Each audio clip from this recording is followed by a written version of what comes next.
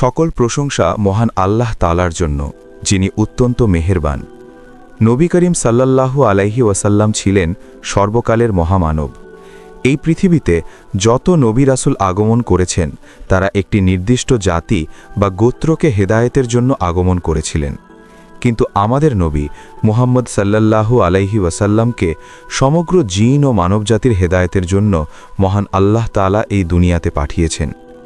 নবী করিম সাল্লাল্লাহু আলাইহি ওয়াসাল্লাম মাঝে মধ্যেই তার সাহাবীদের কাছে অনেক শিক্ষামূলক গল্প বলতেন এবং তিনি তার উম্মতকে এই সমস্ত শিক্ষামূলক গল্প বলার অনুমতি দিয়েছেন। আব্দুল্লাহ ইবনে আমর রাদিয়াল্লাহু তাআলা আনহু থেকে বর্ণিত, নবী করিম সাল্লাল্লাহু আলাইহি ওয়াসাল্লাম বলেছেন, জ্ঞানের আলো মানুষের মধ্যে ছড়িয়ে দাও, যদি সেটা একটি আয়াতও হয়।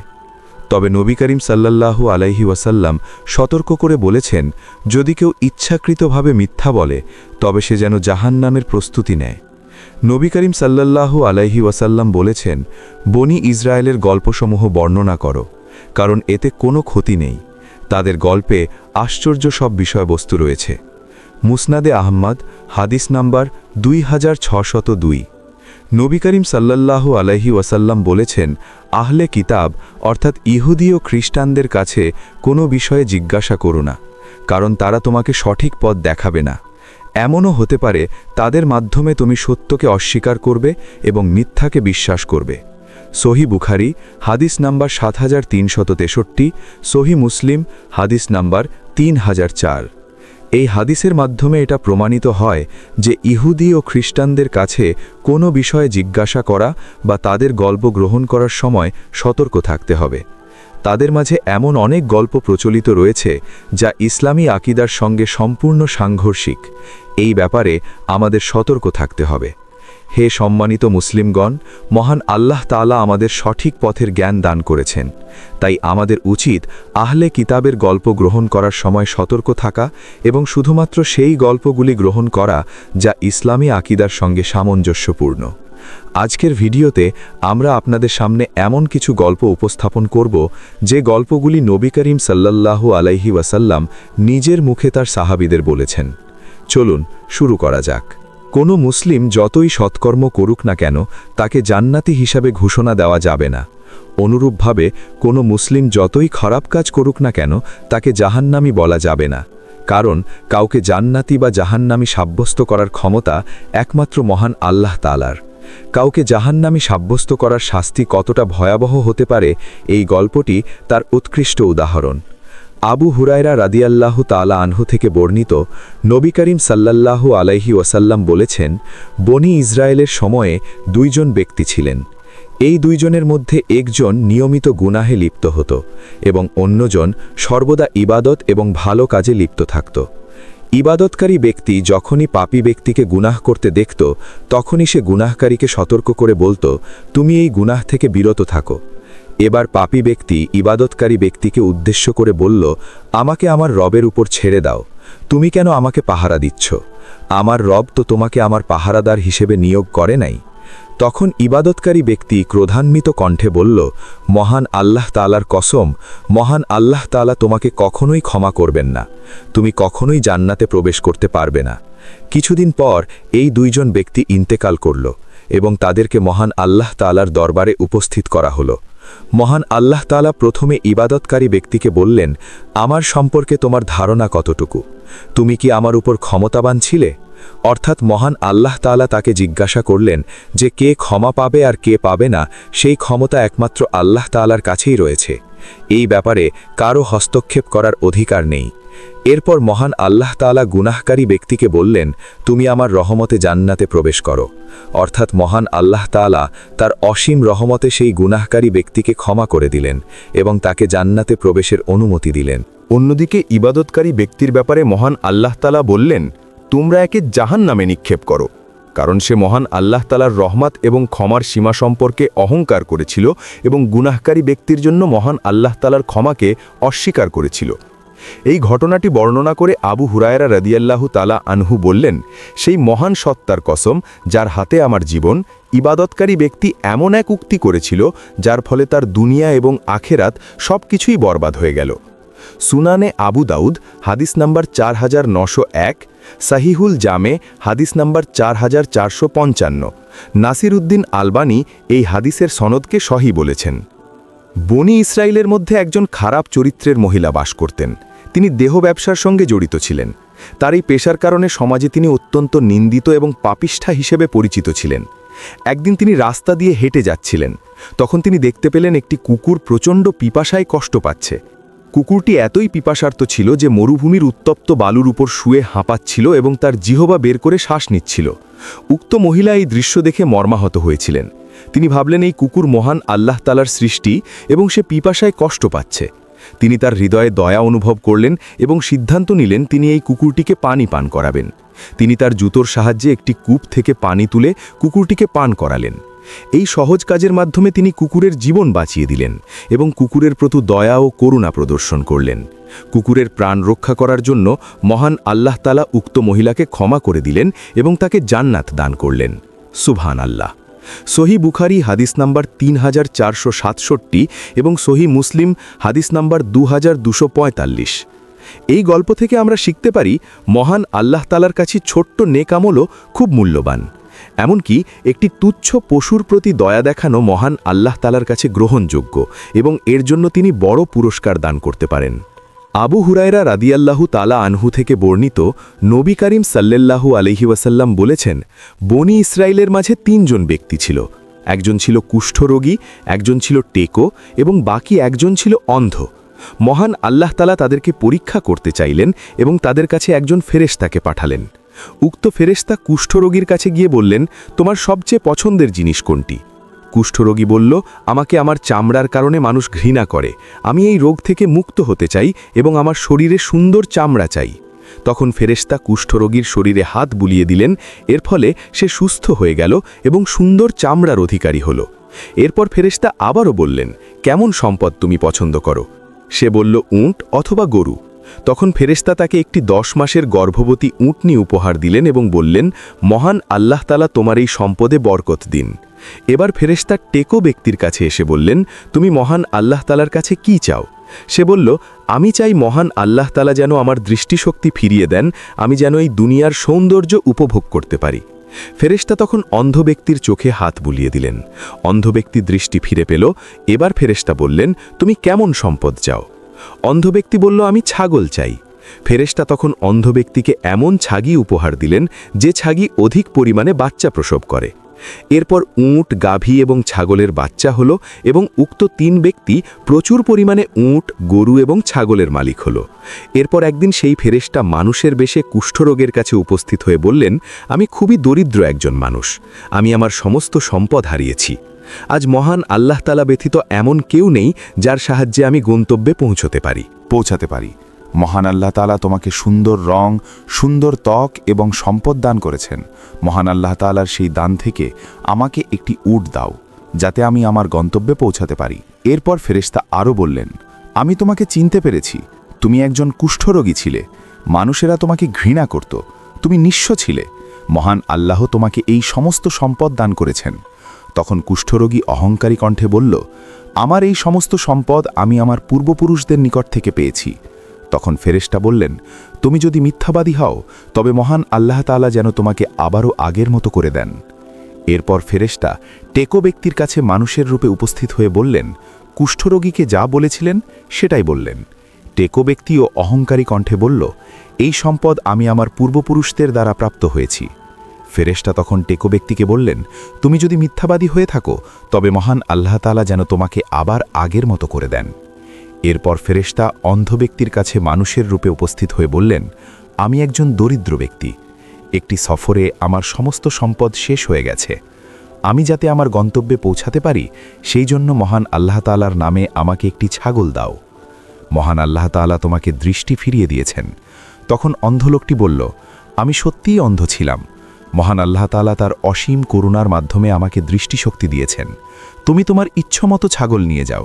এই সমস্ত ছাগল মহান আল্লাহ তাআলার অসীম নেয়ামত। মহান আল্লাহ তাআলার কসম, তুমি আমার সমস্ত ছাগল নিয়ে গেলেও আমি মন খারাপ করব না। তখন ফেরেশতা বললেন, তোমার এই সম্পদে মহান আল্লাহ তাআলা বরকত দিন। মহান আল্লাহ তাআলা তোমাদের পরীক্ষা করেছেন।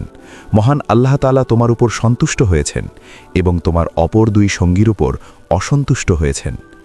সহিহ বুখারী হাদিস নম্বর 3464, সহিহ মুসলিম হাদিস নম্বর 2964।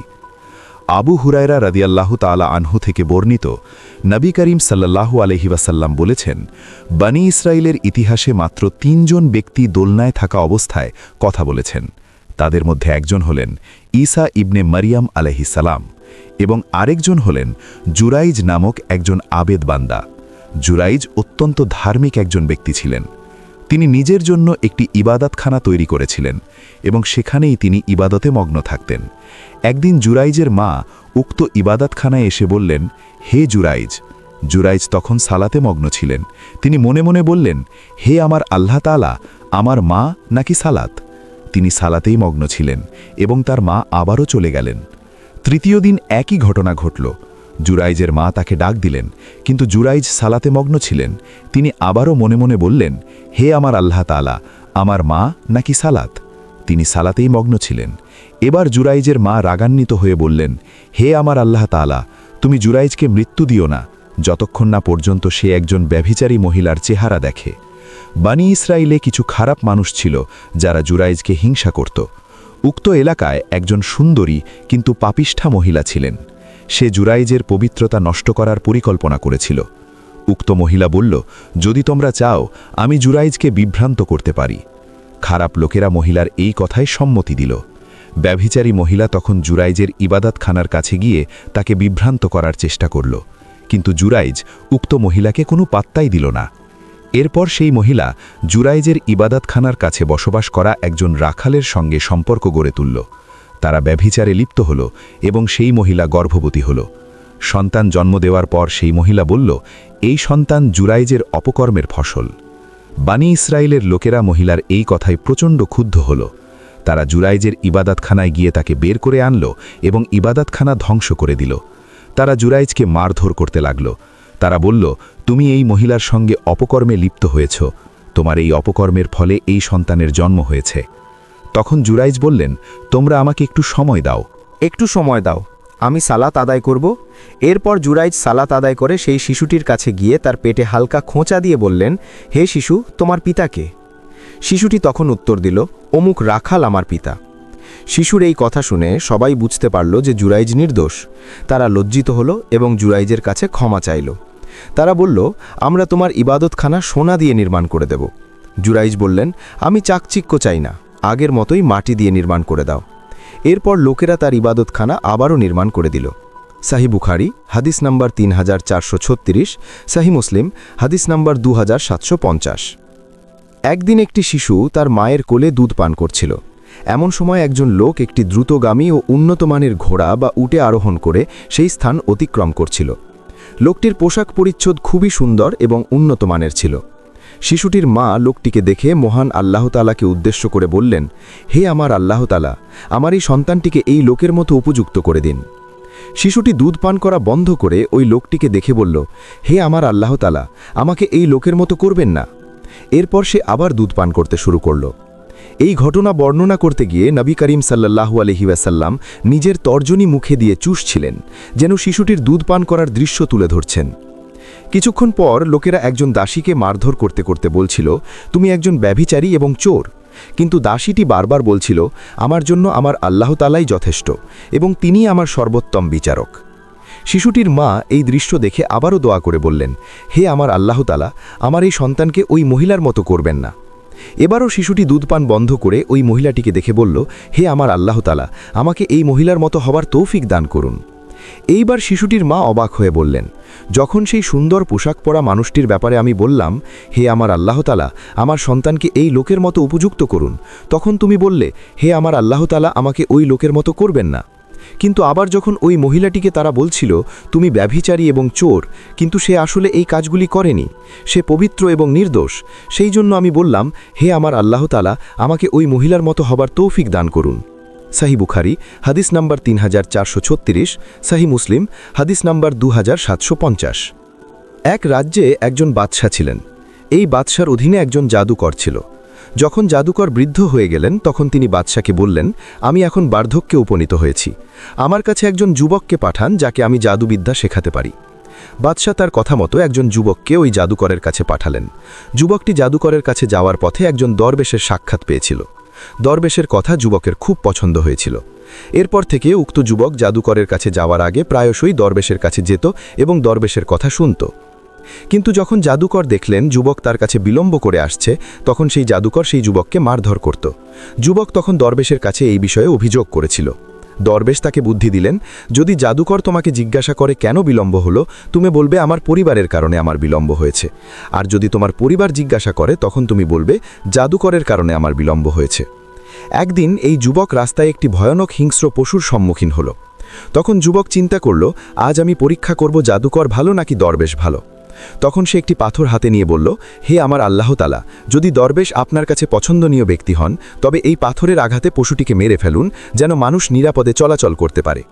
এটা বলে যুবকটি পাথর ছুঁড়ে মারল এবং হিংস্র পশুটি মারা গেল। এই ঘটনার পর সে দরবেশের কাছে গিয়ে সমস্ত ঘটনা খুলে বলল। দরবেশ বললেন, তুমি খুব তাড়াতাড়ি একটি বড় পরীক্ষার সম্মুখীন হবে। যদি তুমি সেই পরীক্ষার সম্মুখীন হও তবে আমার কথা কাউকে বলবে না। এরপর মহান আল্লাহ তাআলার ইচ্ছায় যুবকটি অলৌকিক ক্ষমতা লাভ করেছিল। সে অন্ধ এবং কুষ্ঠরোগীকে সুস্থ করতে শুরু করল। বাদশার একজন অন্ধ কর্মচারী এই খবর শুনে যুবকের কাছে উপস্থিত হয়ে বলল, যদি তুমি আমাকে সুস্থ করতে পারো তবে আমি তোমাকে অনেক উপহার দেব। যুবক বলল, আমি কাউকে সুস্থ করতে পারি না, একমাত্র মহান আল্লাহ তাআলাই সুস্থ করতে পারেন। যদি তুমি মহান আল্লাহ তাআলার ঈমান কবুল করো তবে আমি মহান আল্লাহ তাআলার কাছে দোয়া করব। কর্মচারী মহান আল্লাহ তাআলার উপর ঈমান কবুল করে নিল এবং আল্লাহ তাআলা তাকে সুস্থ করে দিলেন। এই ঘটনা বাদশাহ জানতে পেরে যুবককে ডেকে আনলেন এবং জিজ্ঞাসা করলেন, কে তোমাকে এই ক্ষমতা দিয়েছে? যুবক বলল, আমার রব মহান আল্লাহ তাআলা। বাদশা রাগান্বিত হয়ে বলল, আমি ছাড়া আর কোনো রব নাই। যুবক বলল, আমার এবং আপনার রব একজন, আর তিনি হচ্ছেন মহান আল্লাহ তাআলা। বাদশা এবার যুবকটিকে অত্যাচার করতে শুরু করল। প্রচণ্ড অত্যাচারের মুখে যুবক সেই দরবেশের কথা বলে দিল। বাদশা দরবেশকে বন্দী করার হুকুম দিলেন এবং দরবেশকে তার ধর্ম ত্যাগ করার আদেশ দিলেন। দরবেশ বাদশার এই হুকুম অমান্য করল এবং এই অপরাধের কারণে দরবেশকে দ্বিখণ্ডিত করা হলো। বাদশার আদেশে যুবককে পাহাড়ের চূড়ায় নিয়ে বলা হলো, যদি তুমি তোমার ধর্ম ত্যাগ না করো তবে তোমাকে পাহাড় থেকে ফেলে দেওয়া হবে। যুবকটি দোয়া করে বলল, হে মহান আল্লাহ তাআলা, আপনার রহমতে আমাকে রক্ষা করুন। মহান আল্লাহ তাআলা যুবকের দোয়া কবুল করলেন। পাহাড় কেঁপে উঠল এবং যুবকের শত্রুরা পাহাড় থেকে পড়ে গেল। যুবক নিরাপদে বাদশার দরবারে হাজির হলো। এবার বাদশার আদেশে যুবককে নৌকার মাধ্যমে সমুদ্রে নিয়ে যাওয়া হলো এবং বলা হলো, যদি তোমার ধর্ম ত্যাগ না করো তবে তোমাকে সমুদ্রে ফেলে দেওয়া হবে। যুবক আবারও দোয়া করল, হে মহান আল্লাহ তাআলা, আপনার ইচ্ছায় আমাকে রক্ষা করুন। নৌকাটি উল্টে গেল এবং যুবকের শত্রুরা ডুবে গেল। যুবক আবারও নিরাপদে বাদশার দরবারে ফিরে এলো। যুবক বাদশাকে বলল, আপনি আমাকে হত্যা করতে পারবেন না যতক্ষণ না পর্যন্ত আপনি আমার শর্ত মেনে চলবেন। বাদশা বললেন, কি তোমার শর্ত? যুবক বলল, আপনি লোকদের জমা হতে বলুন, তারপর একটি কাঠের শুলিতে আমাকে চড়াবেন, তারপর একটি ধনুকে তীর লাগিয়ে বলবেন, এই বালকের রবের নামে। এরপর তীর ছুঁড়ে মারবেন। যদি আপনি এটা করতে পারেন তবে অবশ্যই আমাকে হত্যা করতে পারবেন। বাদশাহ যুবকের শর্ত মেনে তীর ছুড়ল এবং সেই তীর যুবকের কানে বিদ্ধ হল। যুবক তীরবিদ্ধ স্থানে হাত রাখলেন এবং সঙ্গে সঙ্গে শাহাদত বরণ করলেন। জমায়েতকৃত লোকেরা এই অলৌকিক ঘটনা দেখে বলল, আমরা এই যুবকের রবের উপর ঈমান কবুল করে নিচ্ছি। উক্ত বাদশাহ উপস্থিত লোকদের ঈমান কবুল করতে দেখে প্রচণ্ড ক্রোধান্বিত হল। সে রাস্তায় একটি গর্ত খুঁড়ে তাতে আগুন জ্বালিয়ে বলল, যারা ধর্ম ত্যাগ করবে না তাদেরকে এই আগুনে নিক্ষেপ করা হবে। অনেকেই ঈমান ত্যাগ করতে অস্বীকার করল এবং আগুনে ঝাঁপ দিয়ে শাহাদত বরণ করল। শেষ পর্যন্ত একজন মহিলা তার শিশুকে নিয়ে আগুনের সামনে দাঁড়ালো। তখন শিশুটি তার মাকে বলল, আপনি নির্ভয়ে আগুনে ঝাঁপ দিন, আপনি সঠিক পথেই রয়েছেন। সুবহানাল্লাহ। সহি বুখারী হাদিস নাম্বার 3466, সহি মুসলিম হাদিস নাম্বার 3005। তিনজন লোক একসঙ্গে যাত্রা করছিলেন। হঠাৎ প্রচণ্ড ঝড় বৃষ্টি শুরু হলো। অতপর তারা একটি পাহাড়ের গুহায় আশ্রয় নিয়েছিলেন। কিছুক্ষণ পর পাহাড় থেকে একটি বড় পাথর খসে পড়ে গুহার মুখ বন্ধ করে দিল। তারা গুহার ভেতরে আটকা পড়ে গেল। তখন তারা পরস্পরে বলল, আমাদের উচিত নিজেদের ভালো কাজের কথা স্মরণ করা, যা আমরা শুধুমাত্র মহান আল্লাহ তাআলার সন্তুষ্টির উদ্দেশ্যেই করেছিলাম। সেই সৎকর্মের উসিলায় মহান আল্লাহ তাআলার কাছে আমরা দোয়া করব। হয়তোবা মহান আল্লাহ তাআলা আমাদেরকে এই বিপদ থেকে উদ্ধার করবেন। প্রথম ব্যক্তি বলল, হে আমার আল্লাহ তাআলা, আমার পিতামাতা খুবই বৃদ্ধ ছিলেন এবং আমার সন্তান ছোট ছিল। আমি তাদের ভরণ পোষণের জন্য পশু পালন করতাম। প্রতিদিন সন্ধ্যায় আমি বাড়ি ফিরে পশুদের দুধ দহন করতাম এবং আমার সন্তানদের পূর্বে আমার পিতামাতাকে দুধ পান করাতাম। একদিন আমার দেরি হলো এবং সন্ধ্যার পূর্বে আমি বাড়িতে ফিরতে পারিনি। যখন বাড়িতে ফিরে আসলাম তখন দেখলাম আমার পিতামাতা ঘুমন্ত অবস্থায় রয়েছেন। আমি দুধ দহন করলাম এবং তাদের মাথার কাছে দাঁড়িয়ে রইলাম। আমি তাদের ঘুম ভাঙাতে চাইনি, কারণ তাদের ঘুম ভাঙানো আমি পছন্দ করিনি। আমার সন্তানেরা আমার পায়ের কাছে কান্নাকাটি করছিল, কিন্তু আমি আমার সন্তানদের পূর্বে আমার পিতামাতাকে দুধ পান করাতে চাইলাম। এইভাবে আমি সারা রাত দাঁড়িয়েছিলাম। হে মহান আল্লাহ তাআলা, আপনি জানেন আমি শুধুমাত্র আপনার সন্তুষ্টির জন্যই এটা করেছিলাম। আপনি মেহেরবানি করে পাথরটি সরিয়ে দিন, যাতে আমরা আকাশ দেখতে পাই। মহান আল্লাহ তাআলা তার দোয়া কবুল করেছিলেন এবং পাথর কিছুটা সরিয়ে দিলেন। তারা আকাশ দেখতে পেল। দ্বিতীয় ব্যক্তি বলল, হে আমার আল্লাহ তাআলা, আমার এক চাচাতো বোন ছিল। আমি তাকে খুবই ভালোবাসতাম, যেভাবে একজন পুরুষ একজন নারীকে ভালোবাসে। পাশে একদিন আমি তার কাছে গেলাম এবং তাকে খারাপ কাজের প্রস্তাব দিলাম, কিন্তু সে তা প্রত্যাখ্যান করে বলল, তুমি যদি আমাকে 100 দিরহাম দিতে পারো তবে আমি তোমার প্রস্তাবে সম্মত হব। আমি অনেক কষ্ট করে 100 দিরহাম জোগাড় করে তার কাছে গেলাম। যখন আমি খারাপ কাজের জন্য প্রস্তুত হলাম তখন সে বলল, হে আল্লাহ তাআলার বান্দা, আল্লাহকে ভয় করো, অন্যায়ভাবে আমার সতীত্ব নষ্ট করো না। তার এই কথা শুনে আমি লজ্জা পেলাম এবং সেখান থেকে চলে আসলাম। হে আমার আল্লাহ তাআলা, আপনি জানেন আমি শুধুমাত্র আপনার সন্তুষ্টির জন্যই এটা করেছিলাম। আপনি এই পাথরটিকে সরিয়ে দিন। মহান আল্লাহ তাআলা তার দোয়া কবুল করেছিলেন এবং পাথরটিকে আরও কিছুটা সরিয়ে দিলেন। এবার তৃতীয় ব্যক্তি বলল, হে মহান আল্লাহ তাআলা, আমি একবার একজন শ্রমিককে 1 ফারাক গমের বিনিময়ে কাজে নিয়োগ করেছিলাম। সে তার কাজ শেষ করার পর পারিশ্রমিক চাইল। আমি তাকে পারিশ্রমিক দিতে গেলাম, কিন্তু কোনো কারণে শ্রমিক না নিয়েই সে চলে গেল। সেই গম দিয়ে আমি কৃষিকাজ করতে শুরু করলাম এবং এই কৃষিকাজের মাধ্যমে অনেক গরু ক্রয় করেছিলাম। কিছুদিন পর সেই শ্রমিক আবারও আমার কাছে উপস্থিত হয়ে বলল, আল্লাহ তাআলাকে ভয় করো এবং আমার পারিশ্রমিক দাও। আমি তাকে বললাম, এই সমস্ত গরু তোমার। সে বলল, মহান আল্লাহ তাআলাকে ভয় করো, আমার সঙ্গে ঠাট্টা করো না। আমি বললাম, আমি ঠাট্টা করছি না, এই সমস্ত কিছুই তোমার। তখন উক্ত শ্রমিক সমস্ত গরু নিয়ে গেল। হে মহান আল্লাহ তাআলা, আপনি জানেন আমি শুধুমাত্র আপনার সন্তুষ্টির জন্যই এটা করেছিলাম। মহান আল্লাহ তাআলা তার দোয়াও কবুল করেছিলেন এবং পাথরটিকে সম্পূর্ণভাবে সরিয়ে দিলেন। তারা সবাই গুহা থেকে বের হয়ে আসতে সক্ষম হল। সহি বুখারী হাদিস নাম্বার 2272, সহি মুসলিম হাদিস নাম্বার 2743। আব্দুল্লাহ ইবনে মাসুদ রাদিয়াল্লাহু তাআলা আনহু থেকে বর্ণিত, নবী করিম সাল্লাল্লাহু আলাইহি ওয়াসাল্লাম বলেছেন, বনি ইসরায়েলের একজন বাদশাহ ছিলেন যিনি মুসা আলাইহিস সালামের পর শাসনভার গ্রহণ করেছিলেন। এক রাতে তিনি বাইতুল মুকাদ্দাসে সালাত আদায় করছিলেন। চাঁদের আলোয় উদ্ভাসিত সেই রাতে তিনি তার অতীত জীবনের ঘটনা স্মরণ করছিলেন। গভীর চিন্তায় নিমগ্ন হয়ে তিনি উপলব্ধি করেছিলেন যে এই রাজত্ব, এই ক্ষমতা, এই সমস্ত কিছুই একদিন বিলীন হয়ে যাবে। তার অন্তর উদ্বেগে কেঁপে উঠল। অবশেষে তিনি সিদ্ধান্ত নিলেন এই জগতের জৌলুস তাকে আর আটকে রাখতে পারবে না। এক নির্জন রাতে কাউকে কিছু না জানিয়ে তিনি সিংহাসন ছেড়ে অজানার উদ্দেশ্যে যাত্রা শুরু করলেন। পথ চলতে চলতে তিনি এক সমুদ্রের তীরে এসে উপস্থিত হলেন। সেখানে দেখলেন একদল শ্রমিক ইট তৈরি করছে। তিনি শ্রমিকদের বললেন, তোমরা কিভাবে জীবিকা নির্বাহ করো? শ্রমিকরা সেই বাদশাকে বলল, কিভাবে তারা পরিশ্রমের মাধ্যমে অর্থ উপার্জন করে। বাদশাহ তখন শ্রমিকদের দলে যোগ দিলেন।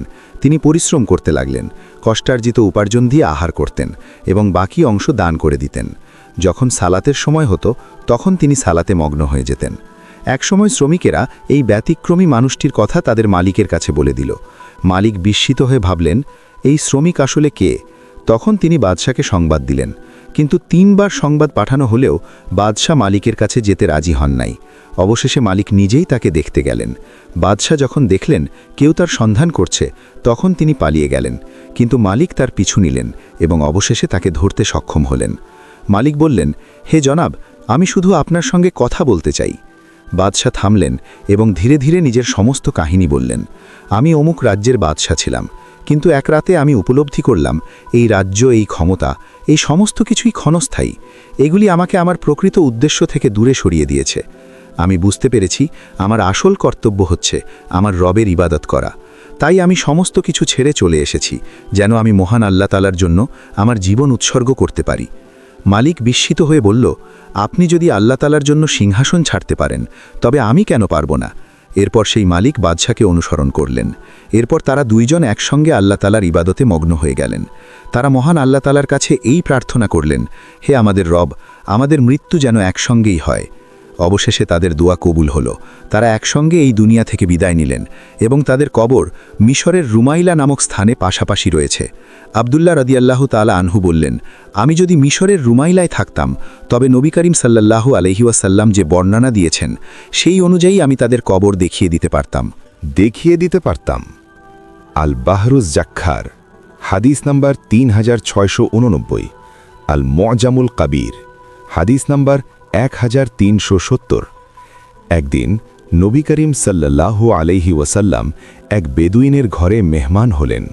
বেদুইন তাকে সম্মান জানালেন এবং নবী করিম সাল্লাল্লাহু আলাইহি ওয়াসাল্লামের প্রতি শ্রদ্ধা প্রকাশ করলেন।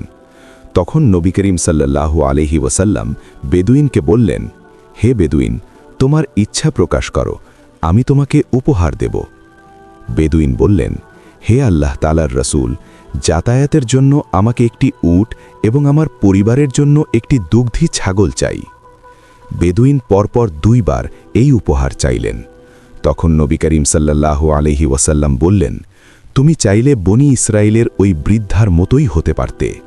সাহাবীরা কৌতূহলী হয়ে উঠলেন। তারা বললেন, হে আল্লাহ তাআলার রাসূল সাল্লাল্লাহু আলাইহি ওয়াসাল্লাম, বনি ইসরায়েলের ওই বৃদ্ধার ব্যাপারে আমরা জানতে চাই। তখন নবী করিম সাল্লাল্লাহু আলাইহি ওয়াসাল্লাম সাহাবীদের বললেন, একবার মূসা আলাইহিস সালাম বনি ইসরায়েলীদের নিয়ে যাত্রা করেছিলেন, কিন্তু তিনি পথ হারিয়ে ফেলেন। তখন বনি ইসরায়েলের আলেমগণ মূসা আলাইহিস সালামকে বললেন, আমরা শুনেছি ইউসুফ আলাইহিস সালাম আমাদের থেকে প্রতিশ্রুতি নিয়েছিলেন যে আমরা যেন তার দেহটাকে আমাদের সঙ্গে নিয়ে যাই। মূসা আলাইহিস সালাম বললেন, তোমাদের মধ্যে কে জানে ইউসুফ আলাইহিস সালামের কবর কোথায়? সবাই বলল, বনি ইসরায়েলের একজন বৃদ্ধা এই ব্যাপারে অবগত রয়েছেন। মূসা আলাইহিস সালাম বৃদ্ধাকে বললেন, আমাকে ইউসুফ আলাইহিস সালামের কবর দেখিয়ে দাও।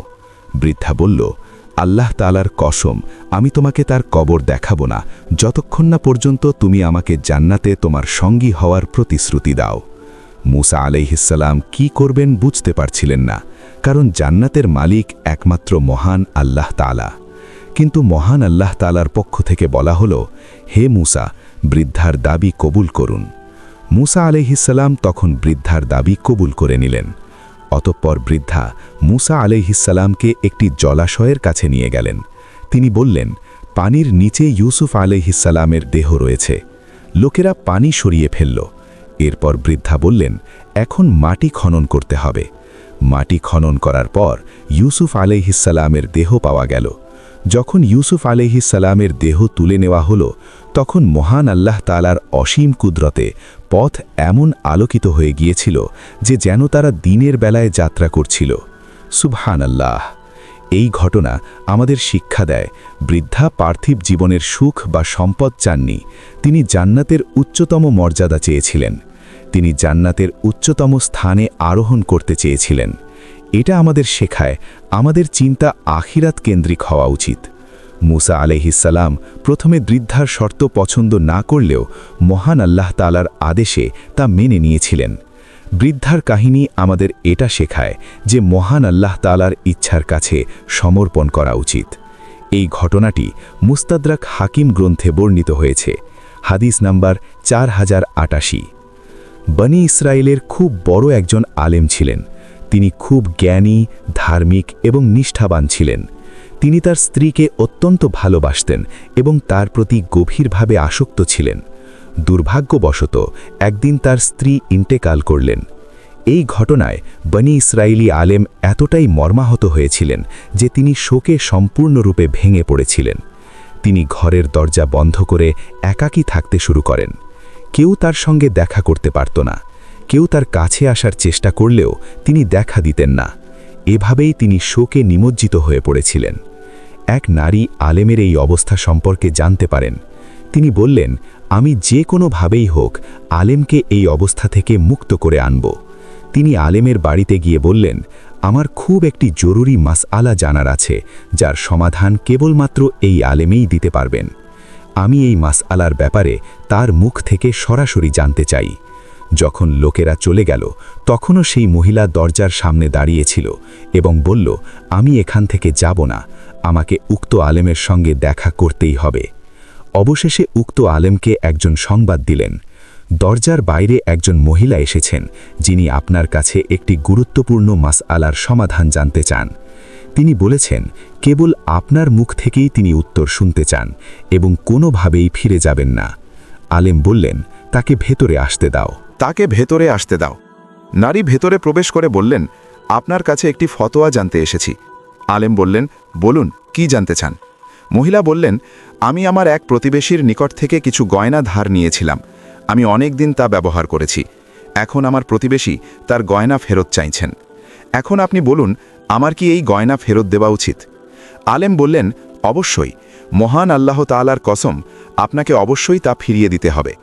নারী বললেন, কিন্তু এটা তো আমি অনেক দিন যাবৎ ব্যবহার করেছি। আলেম বললেন, গয়নার মালিক আপনাকে এটা কিছুদিনের জন্য ধার দিয়েছিলেন, এখন তাকে ফিরিয়ে দিতে হবে। তখন মহিলা বললেন, মহান আল্লাহ তাআলা আপনাকে রহম করুক। তবে কি আপনি এমন কিছু নিয়ে শোক করছেন যা মহান আল্লাহ তাআলা আপনাকে কিছু সময়ের জন্য দান করেছিলেন, এখন তিনি সেটা আবার ফিরিয়ে নিয়েছেন, অথচ এর প্রকৃত মালিক তিনি? এই কথাগুলি শুনে আলেম হঠাৎ করেই নিজের অবস্থার গভীরতা বুঝতে পারলেন। তার চেতনায় ফেরত আসলো। তিনি উপলব্ধি করতে পারলেন যে শোকে তিনি কষ্ট পাচ্ছিলেন তা আসলে অনর্থক। মহান আল্লাহ তাআলার ইচ্ছাই হচ্ছে শ্রেষ্ঠ, আর যা তিনি ফিরিয়ে নিয়েছেন সেটার প্রকৃত মালিক তিনি। অবশেষে তিনি দুঃখ কাটিয়ে উঠলেন এবং আবারও মানুষের মাঝে ফিরে এলেন। তিনি বুঝতে পেরেছিলেন মহান আল্লাহ তাআলার দেওয়া সমস্ত কিছুই আমানত, এবং যখন তিনি চান তা ফিরিয়ে নেন। এই আত্ম উপলব্ধির মাধ্যমে তিনি শান্তি পেলেন এবং আবারও স্বাভাবিক জীবনে ফিরে আসলেন। এই গল্পটি মুয়াত্তা মালিক গ্রন্থে বর্ণিত হয়েছে, পৃষ্ঠা নাম্বার 163, হাদিস নাম্বার 43। আবু সাঈদ খুদরি রাদিয়াল্লাহু তাআলা আনহু থেকে বর্ণিত, নবী করিম সাল্লাল্লাহু আলাইহি ওয়াসাল্লাম বলেছেন, বনি ইসরায়েলের একজন ব্যক্তি 99 জন মানুষকে হত্যা করেছিলেন। এত বড় কাণ্ডের পর একদিন তার মনে হলো, মহান আল্লাহ তাআলা কি কখনো তাকে ক্ষমা করবেন? এই চিন্তা করে তিনি একজন পাদ্রীর কাছে গেলেন এবং তাকে জিজ্ঞাসা করলেন, মহান আল্লাহ তাআলা কি কখনো আমার তওবা কবুল করবেন? পাদ্রী উত্তরে বলল, মহান আল্লাহ তাআলা কখনোই তোমার মতো একজন পাপীর তওবা কবুল করবেন না। এই কথা শুনে উক্ত ব্যক্তি পাদ্রীকেও হত্যা করে ফেলল এবং এইভাবে তার হত্যাকাণ্ডের সংখ্যা 100-তে পৌঁছে গেল। এরপর তিনি অন্য একজন ব্যক্তির কাছে জিজ্ঞাসা করলেন, মহান আল্লাহ কি কখনো আমার তওবা কবুল করবেন? তখন সেই ব্যক্তি বললেন, তুমি অমুক স্থানে চলে যাও, সেখানে অনেক ভালো মানুষ বসবাস করেন, তারাই তোমার প্রশ্নের উত্তর দিতে সক্ষম হবেন। এই পরামর্শ শুনে সেই ব্যক্তি উক্ত স্থানের উদ্দেশ্যে রওনা হল, কিন্তু প্রতিমধ্যেই তার ইন্তেকাল হয়ে গেল। মৃত্যুর সময় তার বক্ষদেশ সেই ভালো মানুষের স্থানের দিকে ঘুরে গেল, অর্থাৎ তিনি তওবার ইচ্ছা নিয়ে ভালো দিকে একটু বেশি এগিয়েছিলেন। এই কারণে মহান আল্লাহ তাআলা তাকে ক্ষমা করে দিলেন। সুবহানাল্লাহ। সাহি বুখারী হাদিস নাম্বার 3470 এবং সাহি মুসলিম হাদিস নাম্বার 2766। বনি ইসরায়েলের সময়ে এক ছোট্ট গ্রামে বারসিসা নামক একজন অত্যন্ত ধার্মিক ব্যক্তি বসবাস করত। সে মহান আল্লাহ তাআলার একত্ববাদে বিশ্বাস করত এবং ঈসা আলাইহিসসালামকে মহান আল্লাহ তাআলার রাসূল হিসাবে মান্য করত। গ্রামের সবাই বারসিসাকে খুবই ভালো এবং বিশ্বাসযোগ্য মানুষ হিসাবে জানত এবং তার ব্যক্তিত্বের জন্যে তাকে সম্মান করত। সেই গ্রামে 3 জন ভাই এবং তাদের এক বোন ছিল। একদিন সেই 3 ভাইকে যুদ্ধের জন্য ডাকা হলো, কিন্তু 3 ভাই তাদের বোনকে একা রেখে যেতে চাইল না। তারা চিন্তা করতে লাগলো বোনকে কার কাছে রাখবে। গ্রামবাসীরা বারসিসার কথা বলল, কারণ সবাই বারসিসাকে খুবই ভালো এবং বিশ্বাসযোগ্য মানুষ হিসাবে জানত। সবাই বারসিসার কাছে গেল এবং তাদের বোনকে বারসিসার নিকটে রাখার অনুরোধ করল। কিন্তু বারসিসা প্রথমে রাজি হচ্ছিল না। সে বলল, আমি অভিশপ্ত শয়তানের নিকট থেকে পানাহ চাই, কারণ সে ভয় করছিল সে কোনো গুনাহে লিপ্ত হতে পারে। তখন শয়তান বারসিসার মনে কুমন্ত্রণা দিল। শয়তান জানত বারসিসার মন খুবই নরম। সে বারসিসাকে কানে কানে বলল, তারা যদি ভালো কাউকে এই মেয়েটির জন্য খুঁজে না পায় এবং খারাপ কারোর কাছে এই মেয়েটিকে রেখে যায়, তখন কি হবে? এই পরিণতি কি তোমার ভুলের জন্য? বারসিসা বুঝতে পারল না এটা শয়তানের কুমন্ত্রণা। সে মানুষের প্রতি দরদ দেখিয়ে মেয়েটিকে সাহায্য করতে রাজি হয়ে গেল। বারসিসা মেয়েটিকে গির্জার বিপরীতে একটি ঘরে থাকতে দিল। গির্জার সামনে মেয়েটির জন্য খাবার রেখে আসত এবং মেয়েটি নিজে এসে সেই খাবার নিয়ে যেত। বার্সিসার সঙ্গে তার দেখা হতো না, কিন্তু শয়তান এতে খুশি হলো না। সে আবারও বার্সিসার কাছে আসলো এবং বলল, তুমি কেন মেয়েটির খাবার তার ঘরের সামনে রেখে আসছো না? এর ফলে এই মেয়েটাকে ঘর থেকে এতটা পথ একা কষ্ট করে হেঁটে আসতে হতো না। বার্সিসা এবারও রাজি হলো এবং মেয়েটির ঘরের সামনে খাবার রেখে আসতে শুরু করলো। শয়তান আবারও আসলো এবং বলল, তুমি কেন তার ঘরের ভেতর খাবার দিচ্ছ না? এর ফলে মানুষ তাকে একা ঘর থেকে বের হতে এবং ঢুকতে দেখবে না। এবার বার্সিসা মেয়েটির ঘরে খাবার দিয়ে আসতে শুরু করল। শয়তান আবারও এসে বলল, এই মেয়েটার সঙ্গে তোমার কথা বলা উচিত, এইভাবে একা একা থাকলে সে পাগল হয়ে যাবে। বার্সিসা এবার মেয়েটির সঙ্গে কথা বলতে শুরু করল। প্রথমে তারা রুমের আড়ালে কথা বলতো, কিন্তু শয়তানের কুমন্ত্রণায় একসময় তারা সামনাসামনি কথা বলতে শুরু করল। এইভাবে ধীরে ধীরে শয়তান বার্সিসাকে পাপের মধ্যে ডুবিয়ে দিল। একসময় বার্সিসা এবং মেয়েটি একে অপরের প্রতি দুর্বল হয়ে পড়ল এবং তারা ব্যভিচারে লিপ্ত হল। কিছুদিন পর মেয়েটি গর্ভবতী হয়ে পড়ল এবং একটি বাচ্চার জন্ম দিল। বাচ্চা জন্মের সময় শয়তান আবারও বার্সিসার কাছে এসে বলল, তুমি এটা কি করলে? তোমার এই অপকর্মের প্রমাণ সরিয়ে ফেলতে হবে, না হলে মেয়েটির ভাইয়েরা যখন ফিরে আসবে তখন তোমাকে হত্যা করে ফেলবে। বার্সিসা ভয়ে বাচ্চাটিকে খুন করে ঘরের মেঝেতে পুঁতে ফেলল।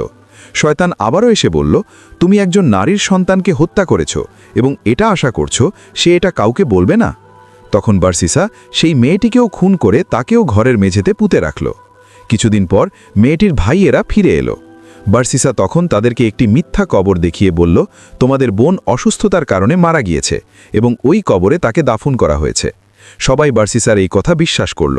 কিন্তু সেই রাতে শয়তান 3 ভাইকে একই স্বপ্ন দেখালো। স্বপ্নে শয়তান বলল, বার্সিসা তোমাদের বোনকে হত্যা করেছে। প্রমাণ হিসেবে তোমাদের বোন যে ঘরে থাকত সেই ঘরের মেঝে খুঁড়ে দেখতে পারো। ঘুম থেকে ওঠার পর তারা একে অপরকে এই স্বপ্নের কথা বলল এবং বুঝতে পারল তারা 3 জন একই স্বপ্ন দেখেছে।